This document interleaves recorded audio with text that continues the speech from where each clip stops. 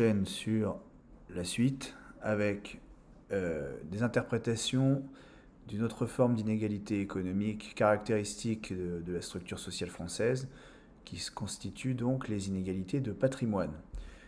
Ici, vous avez une définition aussi simple que possible, encore que, de ce que c'est que le patrimoine. Le patrimoine, ça désigne le stock de richesses détenu par un agent, d'accord, par un individu, donc sous toutes ses formes possibles, d'accord. Le patrimoine, c'est bien un stock, hein, c'est pas un flux. Quand c'est des flux, c'est des revenus. Le patrimoine, c'est un stock. Alors, il peut prendre plusieurs formes, ce patrimoine, hein. On distingue deux formes de patrimoine. Vous avez ce qu'on appelle le patrimoine non financier. On parle aussi d'actifs. Alors, le terme actif, faut pas que ça vous perturbe. Dites-vous qu'un actif, c'est un truc qui a une valeur. Voilà. Souvent actif, parce que ça c'est un vocabulaire qui provient de la comptabilité.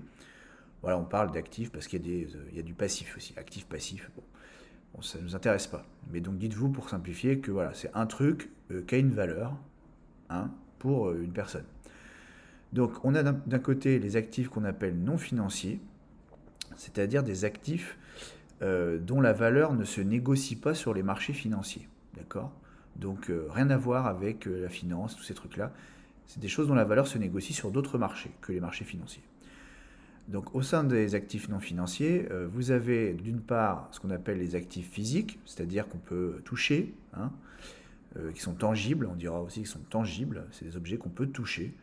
Donc une maison par exemple, hein, tout ce qui concerne l'immobilier, c'est des actifs physiques. Donc quand vous possédez une maison, elle a une certaine valeur, ça constitue une partie de votre patrimoine.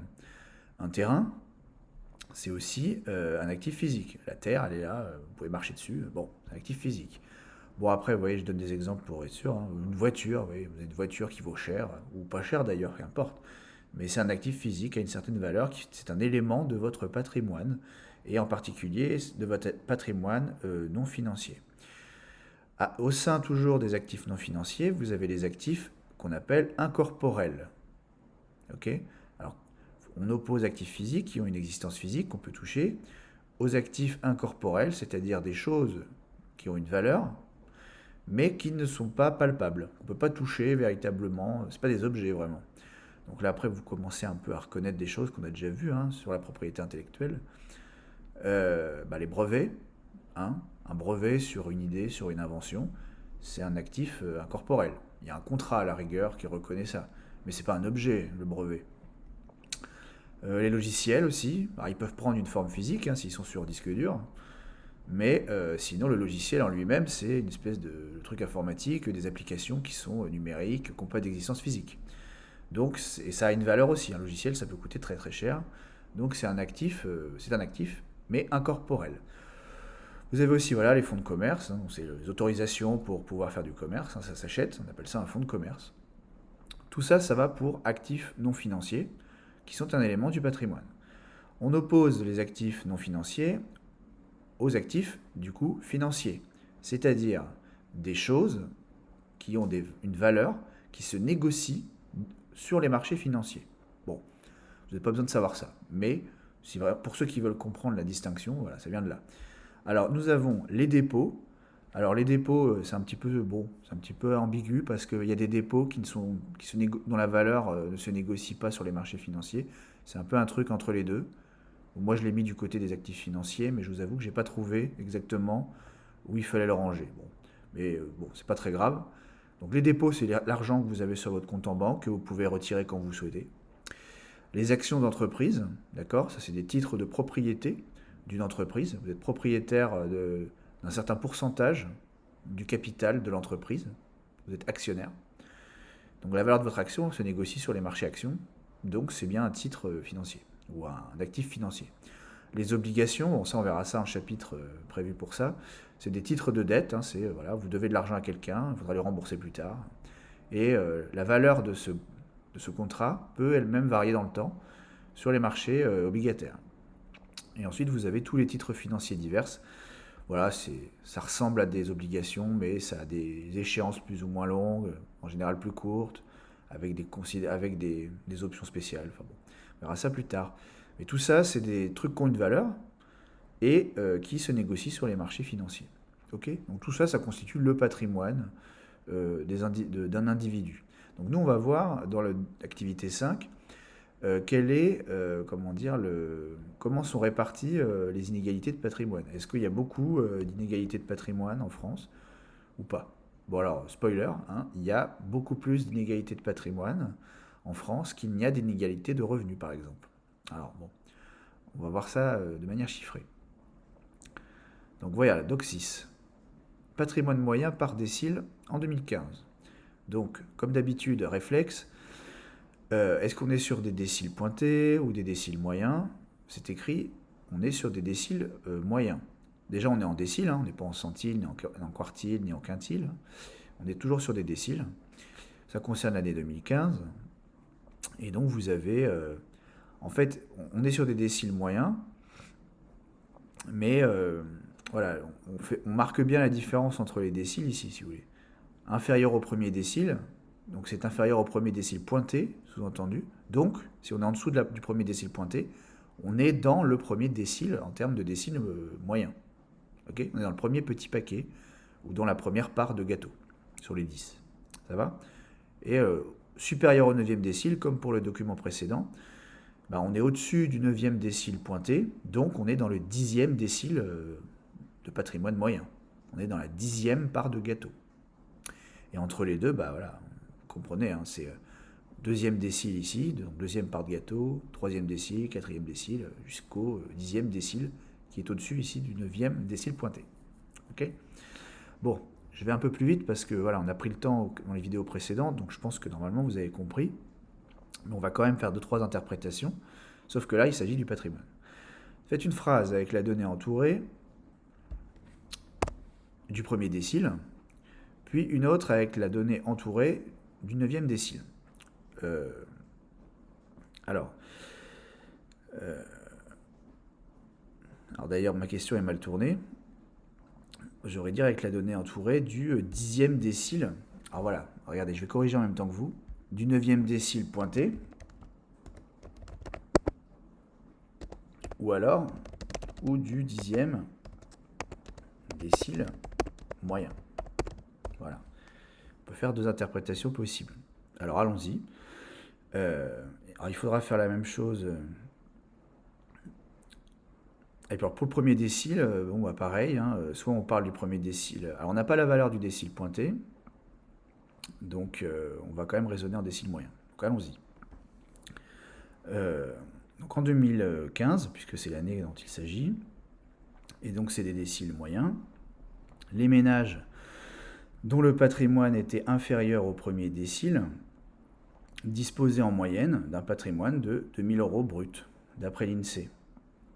Ou, si vous voulez, là je reformule autrement, on peut dire que le premier décile des personnes ayant le moins de patrimoine, hein, le premier décile des personnes ayant le moins de patrimoine disposait en moyenne d'un patrimoine de 2000 € en 2015. Vous voyez l'idée? Les personnes appartenant au premier décile, donc c'est les personnes qui, parmi les 10 premiers pourcents qui ont le moins de patrimoine, eh bien ces personnes-là disposaient en moyenne de seulement 2000 € de patrimoine. C'est-à-dire, ils possèdent des objets en moyenne qui représentent 2000 €. C'est-à-dire rien du tout. Alors, maintenant pour le dernier décile, enfin pour cette phrase-là. En 2015, les ménages dont le patrimoine était supérieur au 9e décile, sous-entendu 9e décile pointé, disposaient en moyenne d'un patrimoine de 1 254 000 € brut, d'après l'INSEE. Ça, c'est une possibilité d'interprétation. On peut aussi le dire autrement. On peut dire qu'en 2015, les personnes appartenant au 10e décile de patrimoine, c'est-à-dire les 10% des personnes qui ont le plus de patrimoine dans la société française, hein, en 2015, ces 10%-là, ils détenaient en moyenne, on prend tous les gens qui ont du patrimoine dans ce 10e décile, on fait la moyenne de ce qu'ils possèdent, ils détiennent en moyenne 1 254 000 € brut de patrimoine, chacun. d'après l'INSEE, puisque c'est une moyenne. D'accord?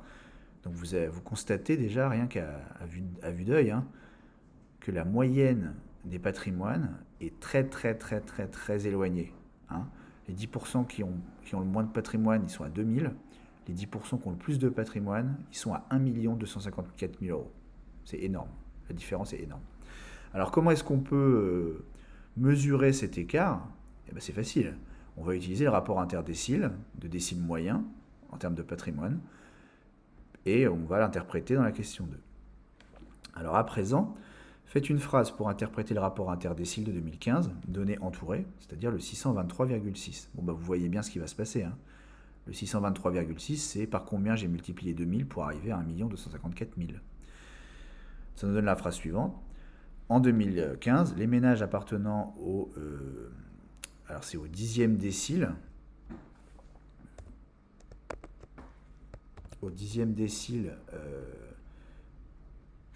de patrimoine,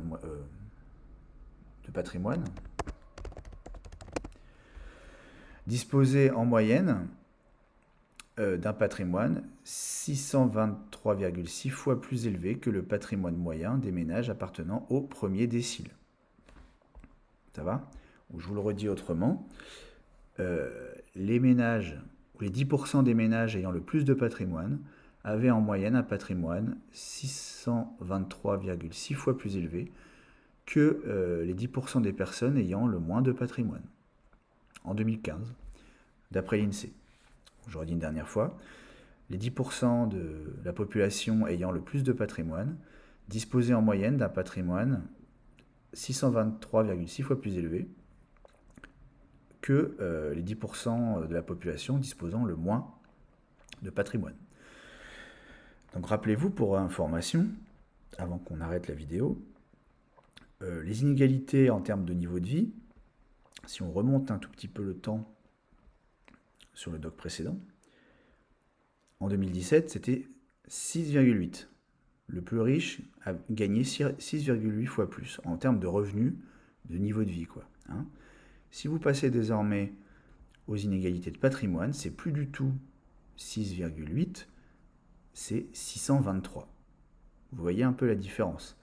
Les revenus sont beaucoup plus inégalitaires dans la société française.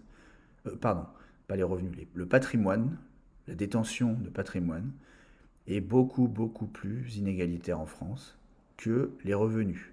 D'accord? Bon, pourquoi? C'est très simple. Hein. Plus vous avez des revenus élevés, plus vous êtes en mesure d'acheter du patrimoine qui donne lui-même accès à des revenus supplémentaires, hein, qui vont vous permettre, encore une fois, d'accumuler encore plus de patrimoine, et ainsi de suite. A l'inverse, quand vous êtes pauvre et que vous gagnez très peu, vous n'avez pas trop la possibilité d'acheter des biens en plus qui vont vous rapporter de l'argent. Quand vous avez un petit salaire, vous ne pouvez pas tout de suite acheter un appartement. Déjà, vous essayez d'acheter le vôtre, si vous pouvez. Et après, seulement, vous pouvez éventuellement acheter une résidence secondaire, mais si vous en avez les moyens. Parfois, vous ne pouvez pas. A l'inverse, quand vous avez des salaires élevés, vous êtes très rapidement propriétaire de votre logement, vous en achetez un deuxième, vous le mettez en location, ça vous rapporte des loyers, vous le mettez encore lui en location, vous en achetez un troisième, vous pouvez acheter des titres financiers. Vous voyez, il y a une dynamique qui fait que dès que vous avez des salaires un peu plus élevés, vous allez accumuler beaucoup plus rapidement de patrimoine, quoi. C'est pour ça que la répartition est beaucoup plus inégalitaire. Bon, j'arrête la vidéo et j'enchaîne sur une troisième vidéo sur la description des inégalités économiques, mais en fonction de la concentration des richesses, c'est-à-dire qu'on va utiliser un dernier indicateur qu'on appelle la courbe de Lorenz. Voilà, on fait ça tout de suite. À tout de suite.